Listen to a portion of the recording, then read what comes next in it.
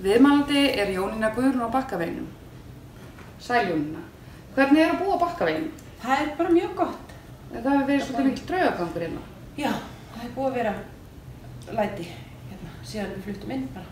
Já, og hvernig lýsir það sér? Akkurat svona. Nú hann sem sagt að reka á eftir mér að taka niður jólaskrautið. Það komið 23. janúar og hann orðinn þreyttur á þessu. Já. Og hefur eitthvað fleira gerst? Já, Gunna mín, Kristjáns, hún var að passa börnin fyrir mig hérna í nokkra daga í haust. Við Dóri mér fórum að kaupa okkur bíl og svo fyrsta kvöldi þá leggst hún upp í rúm og ætlar að fara að sofa og svo veit hún bara ekki fyrir henni að það bara verið að kirkjana hérna. En hún gat sjálfur sér kennt svo sem, hún fór upp í rúm í sokkunum